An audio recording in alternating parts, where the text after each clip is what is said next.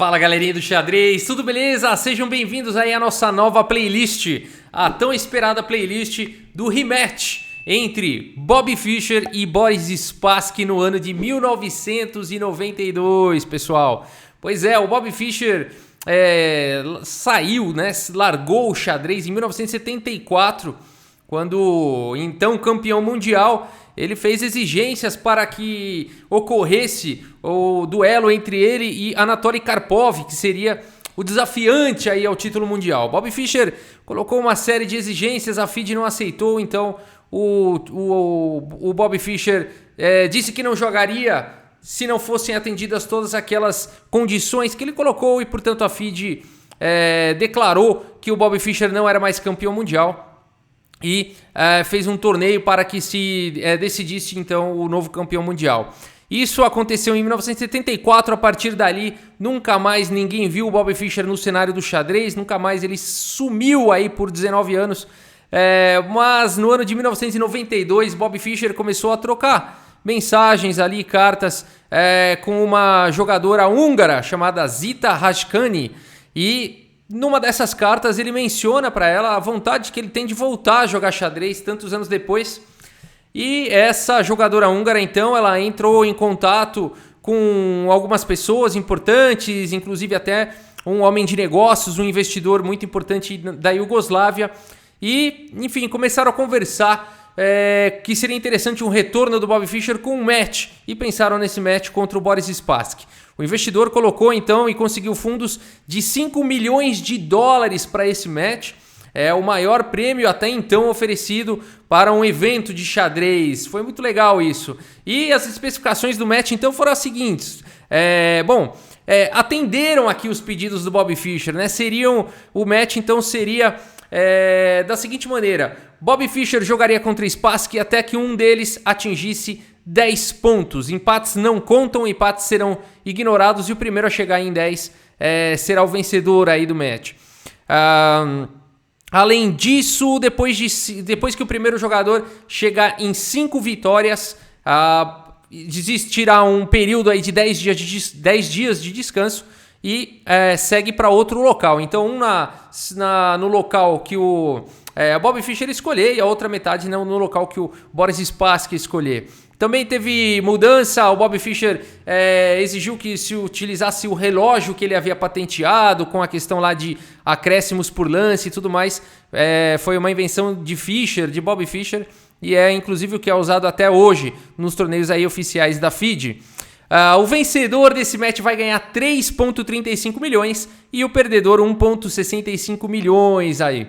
O Bobby Fischer então vai jogar esse match tantos anos depois fora aí do tabuleiro contra Boris Spassky. Vamos contextualizar quem é Boris Spassky em 1992. Boris Spassky em 1992 não está mais entre os 10 primeiros colocados do mundo. A gente está na era Kasparov aí, o Kasparov campeão mundial, Karpov, a turma toda aí, Anand. O Spassky, sem dúvida, era um dos grandes jogadores da época, mas aí não estava mais no top 10.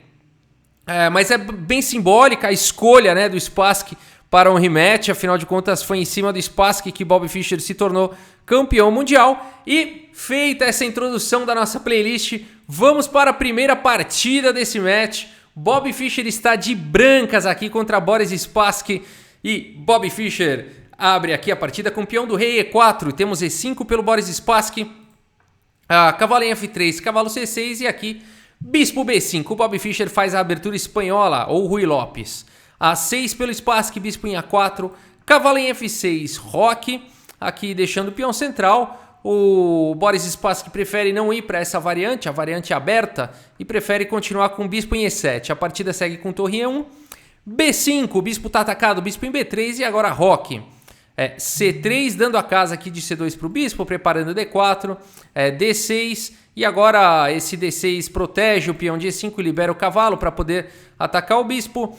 H3, evitando aqui a entrada do bispo, G4, e agora cavalo aqui em B8, é um lance típico aqui da abertura Ruy Lopes, um lance que causa estranhamento. Outro dia eu joguei essa variante de negras na internet, a pessoa perguntou o que eu estava fazendo, né? Se era alguma provocação, alguma coisa. Na verdade não, a ideia aqui, eu respondi isso para a pessoa, a ideia aqui é liberar o peão da coluna C para jogar com C5 e o cavalo rumar aqui para outros postos, né? D5, B6, muitas vezes C4 ou apoiar para D5. Então tem várias ideias por trás desse lance, claro. A partida seguiu com D4, cavalo de B em D7, cavalo de B em D2 e agora bispo B7. Fica evitando que o cavalo vá para F1, pressionando o peão de E4. Portanto, bispo C2, agora sim protegendo em E4 e liberando o cavalo. Torre em E8 e agora sim cavalo em F1. Bispo em F8, então aqui a ameaça das negras é abrir e trazer mais um ataque aqui para E4, cavalo G3 trazendo mais uma defesa e agora G6 evitando a entrada do cavalo aqui na casa de F5 e o bispo fica cobrindo as casas escuras se for preciso. Bispo G5 pelo Bob Fischer, H6, bispo em D2 e agora bispo em G7 e A4 aqui pelo Bob Fischer e C5 pelo Boris Spassky. Por enquanto lances aí padrão de abertura Ruy Lopes, apesar da gente estar no lance 17, a abertura Ruy Lopes ela tem essa característica de se estender aí por muitos lances ainda na abertura. D5 e agora C4 aqui pelo Spassky. E o Bob Fischer faz um lance agora B4, tentando bloquear todas as ambições aqui do Boris Spassky na ala da dama, e o Spassky joga o lance cavalo em H7. Talvez pudesse uma linha aqui com C por B3, ao final da partida a gente vai explorar, tá bom, essa linha. Mas aqui na partida seguiu com cavalo em H7 e agora bispo em E3 aqui pelo Bob Fischer. H5, Boris Spassky avançando na ala do rei, dama D2, conectando aqui as torres e também fazendo uma bateria nessa diagonal de casas escuras, torre em F8 e agora um lance que exclama aqui do Bob Fischer. O que jogar nessa posição? Aqui muitas pessoas pensariam talvez aqui em bispo em H6 seria um lance que alguém pode estar considerando, ou não sei, fazer algum outro lance aqui qualquer, mas o Bob Fischer faz um lance, uma ideia muito interessante, acho que poucos jogadores fariam aqui.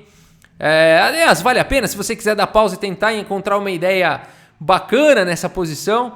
E eu espero que você tenha encontrado aqui o lance do Bob Fischer, o lance torre A3, meus amigos. Pois olha que lance fantástico. O Bob Fischer vai para uma ideia de fazer aqui um canhão de Alekhine na coluna A. Muito bacana essa visão de jogo aqui do Bob Fischer, uma ideia muito criativa. A partida segue com o cavalo de D em F6 e o Bob Fischer segue com seu plano.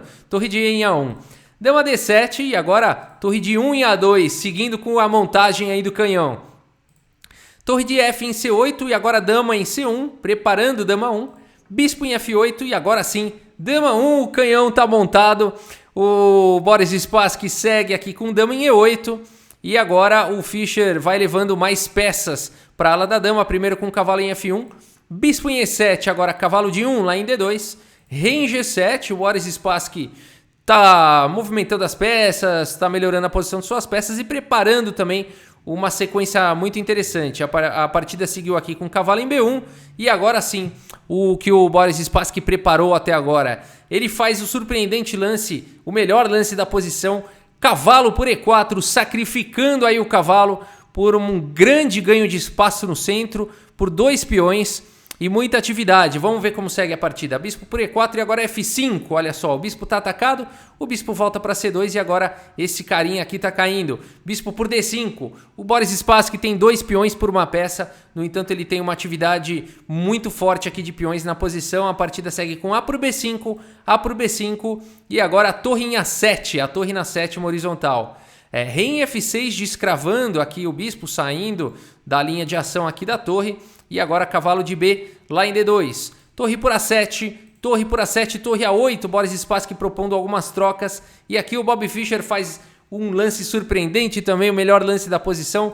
G4. O Bob Fischer tenta destruir aí a estrutura de peões das negras. E mais do que isso, ele tenta expor aqui, melhorar a atividade do bispo. Quem sabe o cavalo aqui em H4 e o bispo atacando lá em G6.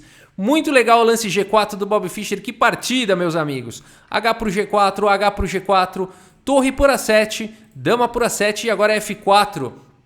O Boris Spassky tá atacando aí o bispo do Bob Fischer. E para onde jogar esse bispo? Ele não tem muitas casas, na verdade, se o Bob Fischer quiser salvar o bispo, ele jogaria bispo B6, mas ele não está interessado aqui em salvar o bispo, e o Bob Fischer segue com bispo por F4, devolvendo a peça, e por F4, e agora cavalo em H4. A ideia do Bob Fischer é continuar com a iniciativa, agora está atacando fortemente aqui o peão de G6, a partida segue com bispo em F7, protegendo, e agora dama D4, olha só, o rei tá ficando sem volta aqui, esse lance vem com cheque, rei em E6, o rei completamente exposto, e agora mais um lance muito interessante do Bob Fischer, cavalo em F5, Bob Fischer voltando aí em grande estilo aos tabuleiros de xadrez, cavalo em F5, e agora esse cavalo não pode ser capturado. Se fosse capturado, não foi o lance jogado, simplesmente bispo por F5 aqui, entregaria um checkmate imediatamente. Vejam como as próprias peças aqui do Spassky estariam retirando casas de fuga do rei. Muito interessante a posição, portanto, depois de cavalo em F5, o Spassky seguiu agora com bispo em F8, colocando aí controlando, né? Tentando controlar casas aqui do cavalo. E agora, dama por F4. Bob Fischer continua não se preocupando com a captura aqui do cavalo. A partida segue com rei em D7, tentando colocar o rei em segurança. Aqui, se ele tivesse capturado, não foi o lance jogado, seguiria com bispo por F5, cheque, e capturando o cavalo na sequência, depois de rei E7, bispo por H7. E, além de tudo, Bob Fischer teria um peão a mais e uma excelente posição por conta do rei exposto. Então, a partida seguiu com rei D7 e agora cavalo D4, colocando pressão também aqui na casa de B5. O Boris Spassky vê uma oportunidade de entrar na posição com dama E1, cheque. Agora, seguimos aqui com o rei em G2, o cavalo por enquanto está protegido pela dama, e agora bispo D5, cheque, bispo em E4 cobrindo, bispo por E4, cheque, cavalo por E4, e agora bispo em E7 tentando controlar agora o cavalo que está aqui em E4, segurando casas importantes. Mas agora está caindo tudo aqui, cavalo por B5, olha só, o peão está solto, agora a pressão é enorme aqui em D6, cavalo em F8, e agora o lance, cavalo de B por D6, e o Bob Fischer já tem 2 peões a mais nessa posição. A partida segue com cavalo em E6, mas depois de dama E5 pelo Bob Fischer, o Boris Spassky abandona aí a partida na primeira rodada. Bob Fischer, 19 anos depois da última partida oficial, da última vez que se teve notícias aí de Bob Fischer, ele vem com essa belíssima vitória para cima de Boris Spassky. É realmente fantástica essa partida. E aqui o Spassky abandonou por conta do rei exposto, né? Aqui a posição, o rei dele está sendo assediado aí por uma dama e 2 cavalos. Ele não vai sobreviver por muito tempo. Vamos dar uma olhada aqui no relatório do chess.com e depois a gente volta para comentar alguns lances aí. Olha só, foi 98,2% de precisão aí para o Bob Fischer, 88,5% de precisão para o Spassky, né? Então 25 aí dos lances do Bob Fischer foram os melhores contra 18. 7 excelentes para o Bob contra 6. 4 lances bons aí para o Spassky contra 1 do Bob. 14 lances de livro, né? Rui Lopes, como sempre. 2 imprecisões para o Bob Fischer. 5 imprecisões para o Spassky. Um erro aí para cada um e uma gafe do Spassky, né? Se a gente olhar aqui o gráfico, realmente o Bob Fischer foi dominando aí a partida toda e depois alargando aí a sua vantagem, né? Vamos dar uma olhada aqui em algumas coisas que eu queria comentar, principalmente aqui depois desse B4, tá? Então aqui eu acho que o Boris Spassky vai para essa ideia de cavalo em H7, mas uma ideia que talvez ele tenha considerado e poderia trazer um jogo interessante para as negras seria C por B3, e depois de bispo por B3, isso dá uma quebrada na estrutura de peões das brancas. As negras poderiam continuar ativamente desenvolvendo aqui com dama C7, depois de C4, por exemplo, B por C4 e torre C1. As pretas poderiam seguir com cavalo C5, bispo por C4 e torre de E aqui em B8. As pretas têm um ótimo jogo, as brancas também, enfim, é uma possibilidade, não deixa as pretas ruins, né? Não deixa as pretas com problemas. Cavalo em H7 talvez tenha sido um pouco mais devagar aqui o lance do que realmente aproveitar para essa ideia aqui de capturar en passant. Uma outra posição aqui, onde a gente teve uma situação complicada, não, aqui não, acho que mais para frente, aqui Ainda não. Aqui, exatamente. Essa posição também é muito importante dessa partida. Boris Spassky veio para essa ideia de dama E1 com cheque e tudo mais.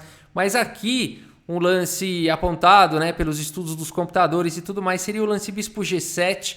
Poderia trazer um pouco mais de resistência na posição. Depois de, por exemplo, o cavalo aqui em E4, a ideia é poder jogar o bispo em E5 e dar suporte a esse peão de D6 que foi tão atacado.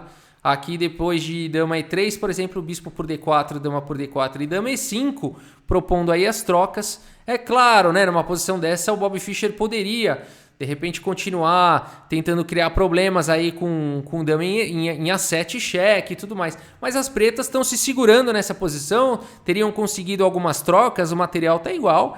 E, claro, a longo prazo pode ser que as brancas fiquem melhores, mas as pretas estão no jogo, né? Estariam bastante aí no jogo. Depois de dama em E1, realmente, a dama ficou mal colocada, ficou longe do rei e o Boris Spassky passou a ter muitos problemas, né? Então esses foram os principais pontos aí da partida. Vou deixar aqui na posição final.